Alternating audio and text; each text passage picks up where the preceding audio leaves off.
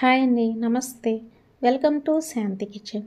ఈరోజు రెసిపీ గోరుచిక్కుడుకాయ ఆలు ఫ్రై అన్నమాట.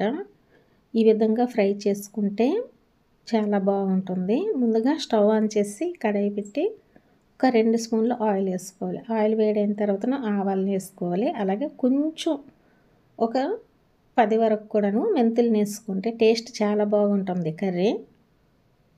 అలాగే చిన్న ముక్కలు కట్ చేసుకున్న ఒక ఆనియన్ కూడా వేసి ఫ్రై చేసుకోవాలి.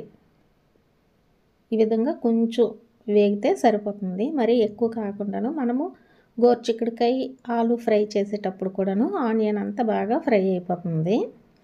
ఈ విధంగా ఫ్రై అయిన తర్వాతను చిన్న ముక్కలుగా కట్ చేసుకున్న గోరుచిక్కుడుకాయలను వేసుకోవాలి. అలాగే ఒక బంగాళదుంపను కూడాను తీసుకొని చిన్న చిన్న ముక్కలుగా కట్ చేసి వేసుకోవాలి. ఇప్పుడు తగినంత సాల్ట్, పసుపుని వేసుకోవాలి. పసుపుని వేసి అంతా ఒకసారి కలుపుకోవాలి.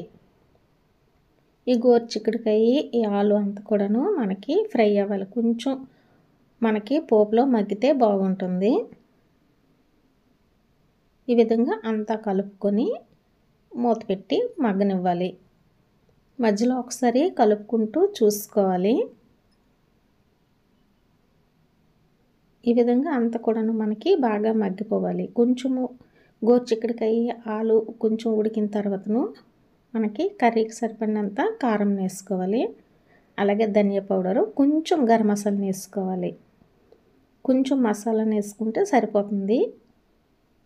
అంతా ఒకసారి కలిపి మనం ఇప్పుడు సిమ్లో పెట్టి అంతా కూడాను ఫ్రై చేసుకోవాలి.